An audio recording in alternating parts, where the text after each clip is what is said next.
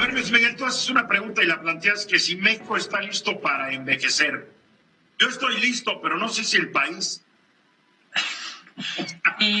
Uno de los datos que más llamó la atención del censo que presentaron el lunes es México tiene 15 millones de personas mayores de 60 años, que es más que el doble de lo que teníamos hace 20 años. Sí. Teníamos 7 millones, pasamos a tener 15. Ya es como el 12-13% de la población. Totalmente. Y se calcula que para el 2030 vamos a tener más de 30 millones de personas mayores de 60 años. Ya, Paola ya va a estar incluida ahí. En buena medida, yo pienso que lo que el INEGI nos avienta en el censo es información para empezar a imaginar las políticas públicas de los próximos años que se tienen que empezar ahora. México no tiene la infraestructura, yo diría, ni la infraestructura física, ni la infraestructura mental para afrontar el tema del envejecimiento de la población. Seguimos contándonos el cuento de que somos un país de jóvenes, que tenemos un bono demográfico que aparentemente va a durar toda la vida, cuando en realidad lo que estamos viviendo como país es algo que otras sociedades ya vivieron, es algo que América Latina está viviendo en este momento. Un dato que me impresionó, Eduardo y compañeros de la mesa, es, en el caso de Suecia, Suecia vivió en 85 años la transición demográfica. España y Gran Bretaña en 45 años. México, Brasil, Colombia la van a tener que vivir en 22 años. Sin infraestructura para atender a toda esta población. Y se plantea, a ver, es la infraestructura en comunicaciones, es infraestructura en transporte, es infraestructura de salud, y por otra parte es la adecuación de las reglas, vamos a decir, sociales. Hasta ahora tenemos más o menos claro que los 60 años es una edad lógica para jubilarse y que no hay ningún problema, que de hecho es un derecho. El problema es qué va a pasar conforme vayamos avanzando en este proceso de envejecimiento, donde sea normal vivir 80 años, 85 años, y donde digas, bueno, jubilarse a los 60 significa 25 años de cobro de pensión de jubilación, por ejemplo. Todas estas preguntas las están haciendo en el mundo, en Japón, ahora sí en Japón y en japonés, la están haciendo los chinos, la están haciendo los europeos, y en México, pues básicamente seguimos diciendo, no hombre, ya nos preocuparemos cuando lleguemos a viejos. Son 15 millones de personas mayores de 60 años que simplemente no tienen la infraestructura de salud, pero tampoco de esparcimiento. Pensamos en el esparcimiento básicamente como un derecho de los jóvenes.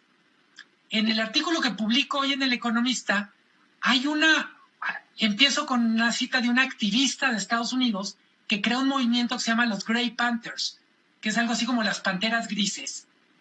Y lo que nos recuerdan muchos países, han empezado a vivir este proceso donde las personas de la tercera edad se vuelven súper activos políticamente porque simplemente sus derechos no están reconocidos ni en las leyes ni en las reglas del juego de la sociedad. Así como se volvió normal decir, ¿por qué duramos tanto tiempo en dar los derechos a las mujeres o en discutirlo? Creo que vamos a llegar muy pronto a decir, bueno, ¿cuánto tiempo necesitamos para discutir la no discriminación a los viejos?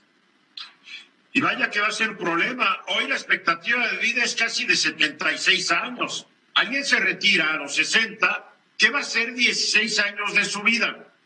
Mucha gente no lo va a contratar, ya está jubilado. ¿De dónde va a salir el dinero para su pensión? ¿De dónde va a salir todo lo que tú acabas de decir? Las instalaciones de salud para atender las muy costosas enfermedades de la tercera edad, que son enfermedades degenerativas que te van matando despacito, despacito, pero después de una gran inversión en medicamentos, ¿eh? ¿De dónde? Y como tú dices, siguen con el mismo rollo del bono demográfico, que ese fue un rollo de cuando Carlos Salinas estaba en campaña, en el 88. El bono demográfico, ¿no se acuerdan? Hay que aprovecharlo. Después llegó Cedillo, el bono demográfico, y Fox, que llegó en el año 2000. Estamos hablando, hace 20, 30 años nos están diciendo que el bono demográfico, ese ya pasó y se nos fue el avión. Marco.